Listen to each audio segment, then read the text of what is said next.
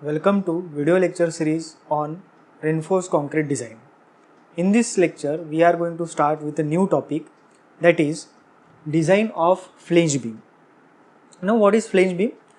Design of flange beam is similar to the rectangular beam. Actually, flange beam is similar to the rectangular beam, but in case of flange beam, if this flange beam is casted monolithically with the slab, we can take the advantage of slab also, where we can optimize the design and make the design more economical, right? So we will see what is the difference between a say flange beam or a rectangular beam, right? So here this is the elevated service reservoir, where there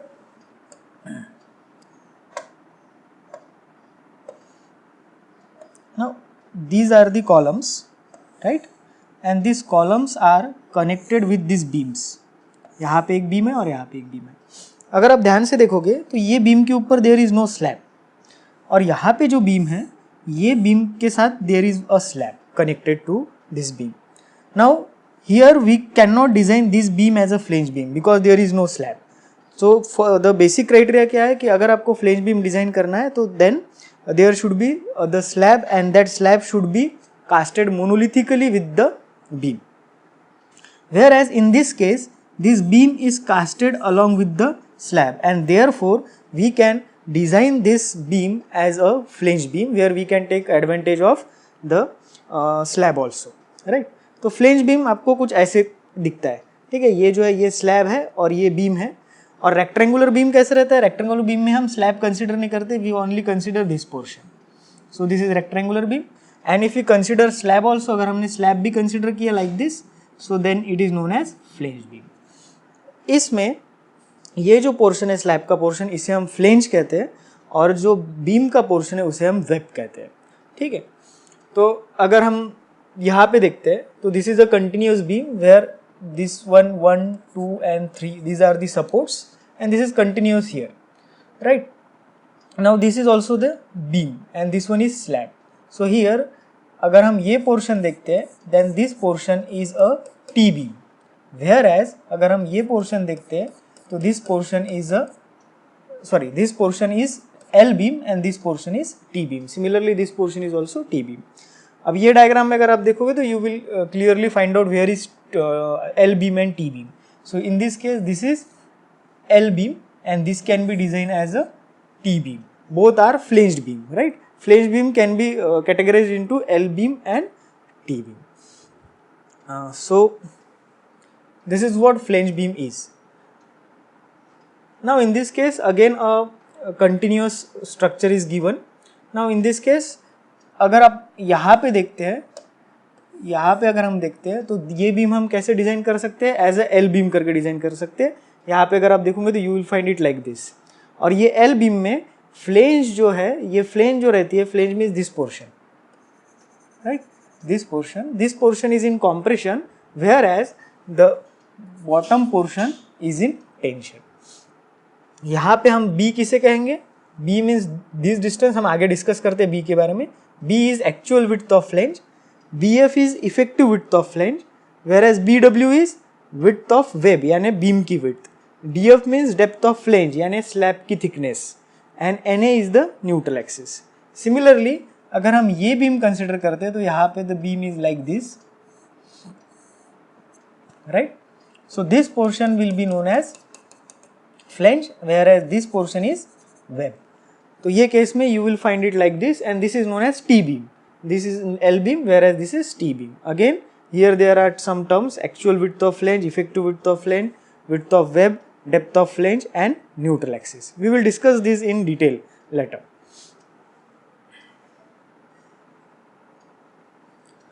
तो अगर हमें for example आपके पास एक slab है और beams का slab और beam है जिनका कंस्ट्रक्शन मोनोलिथिकली हुआ है, तो क्या हम उसे फ्लेंज बीम करके डिज़ाइन कर सकते हैं? तो उसके लिए कुछ IS स्पेसिफिकेशंस दिए. तो IS कोड के रिक्वायरमेंट ये है कि slab and rectangular beam shall be cast integrally और they shall be effectively bonded in any other manner. तो इनका कहना ऐसा है कि जो स्लैब और इसके साथ कनेक्टेड जो बीम्स है, ये एक ही टाइम पे इनकी कास्टिंग होनी चाहिए. कास्टिंग शुड बी मोनोलिथिकल, या फिर अगर फॉर एग्जांपल कंक्रीट का स्लैब है और स्टील का बीम है, तो कास्टिंग तो पॉसिबल नहीं है, तो ऐसा कुछ अटैचमेंट होने चाहिए so that they will act as a single member, right. So ऐसा अगर होगा so then we can design that as a flange beam. Another requirement is that slab must be provided with transverse reinforcement. अभी transfer reinforcement क्या है वो देख लेते हैं. यहाँ पे this is T beam, this is sorry this one is a T beam, right, going along the length. ये टी बीम है, इसको परपेंडिकुलर जो रेनफोर्समेंट है that is known as transverse reinforcement, right. So हम फिर से पढ़ते हैं. Slab must be provided with transverse reinforcement at least 60% of main reinforcement at the mid span of slab. तो मिड स्पैन जो स्लैब का रहेगा वहां पे जो मेन रेनफोर्समेंट रहेगा उसका at least 60% should be the transverse reinforcement, right. So this is the criteria. अगर ये क्राइटेरिया फुलफिल होता है तो we can design such type of combination of slab and beam as a flange beam where we can take advantage of slab and we can optimize design, we can make design more economical.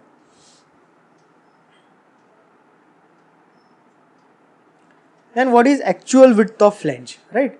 So this term is again very important. Actual width of flange क्या होता है, यहाँ पे एक हम diagram draw करते हैं. For example if this is like this is the structure, okay, this is line diagram, this are beams, ये सभी बीम्स है and this is slab, okay. तो फॉर एग्जांपल ये 3 मीटर है, ये 3 मीटर है, ये 3 मीटर है, तो इनका सेंटर यहाँ पे आ जाएगा 1.5, राइट. तो अगर ये सभी 3 मीटर है तो ये भी कितना हो जाएगा 3 metre. So this is actual width, this 3 metre is the actual width of flange, right.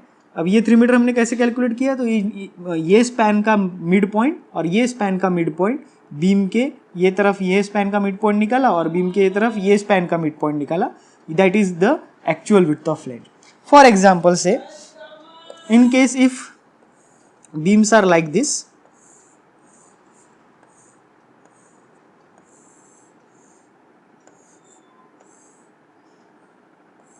okay.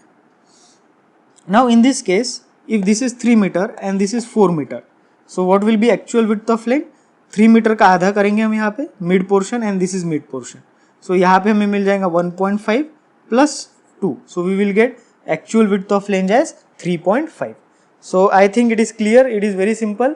जो बीम हम कंसिडर करने वाले हैं उसके लेफ्ट और राइट दोनों का मिड पॉइंट कैलकुलेट करना and that is nothing but the actual width of flange.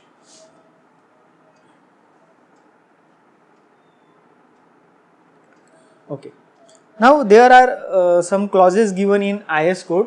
The clause is 23.1.2 of IS 456, and according to this clause we can calculate the effective width of flange, right. So effective width of flange, that is BF is equals to L0 by 6 plus BW plus 6DF, okay, and for then L beam it is L0 by 12 plus BW plus 3DF. ये फॉर्मूले हम बाद में detail में discuss करेंगे कि ये effective width of flange जो है वो कैसे कैलकुलेट करना है, what is L0, what is BW and what is DF. इसका काम हमें जनरली डिज़ाइन के वक्त पड़ेगा, तो while doing the numericals on design हम ये देखेंगे कि ये फॉर्मूलेस कैसे है. अब अभी आपको ये ध्यान में रखना है कि there are some formulas for calculating effective width of flange for T beam as well as for L beam, and that formula is L0 by 6 plus BW plus 6DF, whereas for L beam it is L0 by 12 plus BW plus 3DF. Okay. Now this analysis of flange beam comprises of say 4 cases actually. तो हम देखते हैं कि cases कौन से हैं. तो हमें आप पता है कि XU क्या है और DF क्या है. DF means thickness of slab, right, and XU means neutral axis की depth from extreme top fiber. So the first case is when neutral axis lies in flange. Now this is a T beam, this portion is flange and this portion is web. अगर हमारी neutral axis flange में से जा रही है, in that ये कब होगा, when XU is less than DF, right? So this is case 1. Now in this case अगर आप देखोगे तो you will find the whole stress diagram is limited to this point only. हमारी जो स्ट्रेस डायग्राम है वो यहाँ तक ही है, राइट. एंड देयरफॉर अगर ये केस रही तो हम विड्थ ऑफ बीम जो लेंगे वो लेंगे BF, ये आपको ध्यान में रखना है। इफ इट इज केस 1, जहाँ पे भी हमें विड्थ ऑफ बीम का काम पड़ेगा हम कौन सी विड्थ लेंगे, BF, because our neutral axis is passing through the flange. और जो पूरा स्ट्रेस डायग्राम है, ये स्ट्रेस डायग्राम कहाँ पे एंड हो रहा है, ये पूरा स्ट्रेस डायग्राम एंड हो रहा है फ्लेंज में। सेकेंड केस कौन सी है, when neutral axis lies in web. अभी न्यूट्रल एक्सिस वेब में लाई कर रहा है, अगर वेब में लाई कर रहा है तो अभी विड्थ कौन सी लेंगे हम, BW, ये आपको ध्यान में रखना है, ठीक है। Whenever neutral axis passes through the web, width of beam must be BW। अभी यहाँ पे भी दो केसेस आते हैं। The first case is that neutral axis lies means XU is greater than DF and DF by D, this DF by D ratio is less than 0.2। तो DF by D ratio अगर 0.2 से कम रहा तो यहाँ पे आपको एक ऑब्जर्व करना है कि जो हमारी स्ट्रेस डायग्राम है उसका जो रेक्टेंगुलर पोर्शन है वो यहाँ पे एंड हो रहा है सी, और यहाँ से पैराबोलिक पोर्शन स्टार्ट हो रहा है, और ये जो पैराबोलिक पोर्शन स्टार्ट हो रहा है ये हमारे जो फ्लेंज है ये फ्लेंज के बाहर से स्टार्ट हो रहा है, ठीक है। और एक नेक्स्ट केस है, now in this case where DF by D ratio is greater than 0.2, अगर आप ये केस में देखोगे तो पैराबोलिक पोर्शन, रेक्टेंगुलर पोर्शन जो एंड हो रहा है वो यहाँ पे एंड हो रहा है और पैराबोलिक पोर्शन यहाँ से स्टार्ट हो रहा है। तो अगर आप देखोगे तो पैराबोलिक पोर्शन जो स्टार्ट हो रहा है वो कहीं तो भी फ्लेंज से स्टार्ट हो रहा है, right. So these are the two different cases. First case when DF by D, when DF by D is less than equals to 0.2, ये केस में पैराबोलिक पोर्शन फ्लेंज के बाहर से स्टार्ट होता है, पैराबोलिक पोर्शन हमारा फ्लेंज के बाहर से स्टार्ट होता है। और when DF by D is greater than 0.2, ये केस में पैराबोलिक पोर्शन जो है वो फ्लेंज के अंदर से स्टार्ट होता है। अगर आप देखोगे तो फ्लेंज के अंदर से स्टार्ट हो रहा है, right. Again there are two cases which depends on DF by XU ratio, right? If DF by XU is less than 0.43 और DF by XU is greater than 0.43, it depends on that। तो ये हम आगे देखेंगे कि वो कैसे वो केसेस कौन सी रहती है, ठीक है। अभी ये न्यूमेरिकल हमें सॉल्व करने के लिए see there are number of cases और it is quite difficult to remember all दो केसेस। तो यहाँ पे हमने क्या किया है कि एक फ्लो चार्ट तैयार किया है। अगर आप ये फ्लो चार्ट समझ लेते हो तो you will be able to solve any type of numerical, right. This numericals are analysis of flange beam. तो एनालिसिस ऑफ फ्लेंज बीम का कोई भी टाइप का न्यूमेरिकल रहे तो आप सॉल्व कर सकते हो अगर आप ये फ्लो चार्ट समझ लेते हो, ठीक है। तो अगर हमें एनालिसिस करना है तो सबसे पहले हम क्या करेंगे, ठीक है। सबसे पहले हमें डिसाइड करना है कि जो हमारी न्यूट्रल एक्सिस है वो फ्लेंज में है या वेब में है, ठीक है। उसके बाद हम क्या डिसाइड करेंगे कि DF by D का रेशियो ये 0.2 से कम है या ज़्यादा है, और अगर हमें काम पड़ा तो हम डिसाइड करेंगे कि DF by XU का रेशियो 0.43 से कम है या ज़्यादा है, ठीक है। तो अभी हम स्टार्ट करते हैं। सबसे पहले हमें क्या स्टार्ट करना है कि हमारी जो न्यूट्रल एक्सिस है वो फ्लेंज में है। सबसे पहले हम ये अज्यूम करेंगे कि न्यूट्रल एक्सिस कहाँ पे है, फ्लेंज में। न्यूट्रल एक्सिस फ्लेंज में ये हमें कैसा पता चलेगा, अगर हमारी XU की वैल्यू स्लैब थिकनेस से यानी DF से अगर कम है तो हमें पता चलेगा कि that our neutral axis is in flange. तो हम अज्यूम किया, और अज्यूम करने के बाद हमने ये XU के फॉर्मूले से XU की वैल्यू निकाली। अब DF की वैल्यू तो हमें पता रहेगी, हम XU की वैल्यू कैलकुलेट कर लेंगे। अब XU की वैल्यू कैलकुलेट करने के बाद हम कंपेयर करेंगे, क्योंकि हमारे पास अभी DF की वैल्यू है, XU की वैल्यू है, हम कंपेयर करेंगे। और अगर XU is less then DF मिला तो फिर हम ये साइड में आ जाएंगे। ये साइड में आने के बाद हमें क्या कैलकुलेट करना है, XU max कैलकुलेट करना है। XU max कैलकुलेट करने के लिए ये फॉर्मूलेज है, आप इससे XU max कैलकुलेट कर दीजिए। अभी हमारे पास XU भी है, XU max भी है। अब हम दोनों को कंपेयर करेंगे, XU और XU max को। तो अगर XU is less then XU max, तो आपको पता है अगर XU is less then XU max तो कौन सा सेक्शन रहता है, अंडर रेनफोर्स सेक्शन रहता है, राइट। तो ये हो गया अंडर रेनफोर्स सेक्शन। और अगर XU is greater then XU max, let me correct here, this is actually greater than XU max, okay. So if XU is greater than XU max, in that case the section is over reinforced section and formula for calculating moment of resistance is this. सी जब भी हम analysis के numerical करते हैं तो हमें क्या calculate करना पड़ता है, मोमेंट ऑफ रेजिस्टेंस, ठीक है। और so our ultimate aim is to calculate moment of resistance and it depends on whether the structure is under reinforced और ओवर रेनफोर्स्ड। और उसके लिए हमें कैलकुलेट क्या करना पड़ता है, एक्सयू और एक्समैक्स। एक्सयू और एक्समैक्स को कंपेयर करने के बाद हमें पता चलता है whether it is under reinforced और ओवर रेनफोर्स्ड, ठीक है। तो अगर अंडर रेनफोर्स्ड रहा तो ये फॉर्मूला यूज करना है, और अगर ओवर रेनफोर्स्ड रहा तो फिर ये फॉर्मूला यूज करना है। It is very simple.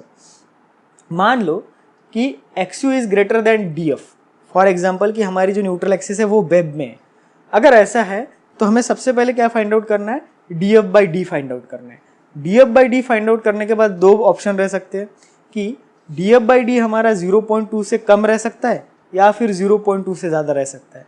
अगर 0.2 से कम है तो फिर ये जो पोर्शन है बीच का, ठीक है, या ये दिस इज फर्स्ट केस है ना, ये दिस इज फर्स्ट पोर्शन जो डैश डैश लाइन में है। दिस इज थर्ड केस, ये जो ये हाईलाइट किया है this is third case, and this is the second case. If DF/D is less then 0.2 तो आपको ये साइड में आना है और सबसे पहले कैलकुलेट करना है XU। लेकिन अभी ध्यान में रखना है कि हमें ये फॉर्मूला यूज नहीं करना है XU के लिए, हमें ये फॉर्मूला यूज करना है XU के लिए। ये फॉर्मूला का यूज करके हम XU कैलकुलेट करेंगे और फिर उसको XU मैक्स के साथ कंपेयर करेंगे। Again let me correct here it should be greater than XU max, okay. तो इससे हमने XU कैलकुलेट कर लिया। XU मैक्स के लिए ये फॉर्मूला है, इस पे से हमें पता चलेगा either it is under reinforce section और ओवर रेनफोर्स सेक्शन। चलो मान लो कि ओवर रेनफोर्स सेक्शन आ गया तो क्या कैलकुलेट करेंगे, हम MR कैलकुलेट करेंगे using general formula with XU max. अभी एक नोट कर लेना आपने कि ये फॉर्मूलेज में आपको सिर्फ एक ध्यान में रखना है कि जब भी ओवर रेनफोर्स सेक्शन रहा तो आपको क्या यूज करना है, XU मैक्स, और अगर अंडर रेनफोर्स सेक्शन रहा तो हमें यूज करना है XU।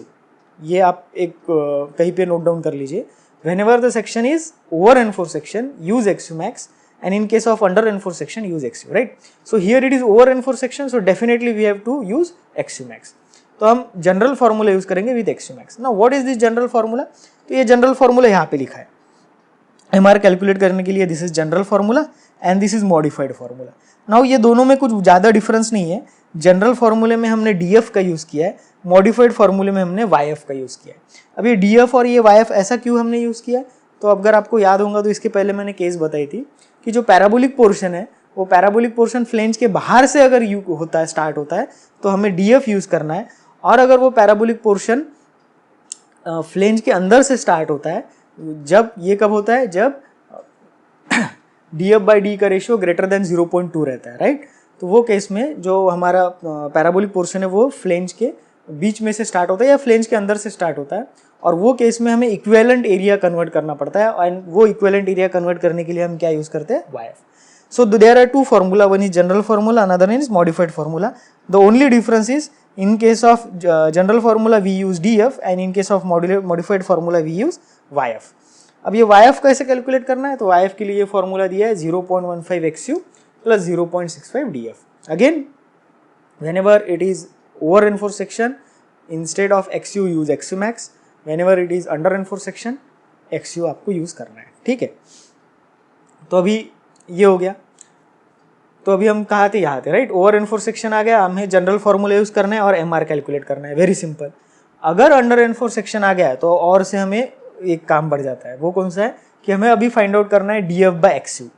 DF/XU अगर 0.43 से कंपेयर करना है। अगर DF/XU is less than 0.43, in that case हमें कैलकुलेट करना है moment of resistance using general formula with XU। अभी यहाँ पे XU क्यों है, क्योंकि अंडर रेनफोर्स सेक्शन है, okay. And if DF/XU is greater than 0.43 we have to use modified formula with XU। Again why, because it is under reinforce section, ठीक है। तो अगर 0.43 DF/XU is less than 0.43 general formula, greater than 0.43 modified formula, दोनों फॉर्मूले यहाँ पे दिए। चलो अब हम रिवर्स जाते हैं। अगर हमारा DF/D का रेशियो इज ग्रेटर देन 0.2 अगर आ गया तो फिर हमें ये साइड में आना है, फिर हमें कैलकुलेट करना है XU। यहाँ पे भी हमने XU कैलकुलेट किया था, लेकिन ये दो फॉर्मूले डिफरेंस क्या है, यहाँ पे हमने DF यूज किया था और यहाँ पे हमें क्या यूज करना है, YF यूज करना है, and the remaining is same. अगर आप देखोगे तो उसके बाद हमें क्या कंपेयर करना है with XU max, and if XU is less then XU max तो फिर हमें ये साइड में जाना है, if XU is greater then XU max तो फिर हमें ये साइड में जाना है। फॉर एग्जाम्पल मान लो कि ओवर रेनफोर्स सेक्शन है तो हमें कैलकुलेट करना है MR with modified formula with x u max, क्योंकि ओवर रेनफोर्स है तो एक्सयूमैक्स यूज करना पड़ेगा। अगर अंडर रेनफोर्स सेक्शन है तो DF/XU कैलकुलेट कीजिए, 0.43 से कम है तो जनरल फॉर्मूला यूज कीजिए, 0.43 से ज्यादा है तो मॉडिफाइड फॉर्मूला यूज कीजिए, right. So it is very simple. अगर आप ये ध्यान में रखते हो, you will be able to solve any type of numerical where we have to analyse the beam, right. Design of beam के लिए कुछ अलग मेथड है, ये हम डिस्कस कर रहे हैं for analysis type of problems of flange beam. So hope you have understood this introduction about flange beam. In case of any query, please comment in the comment box. Thank you.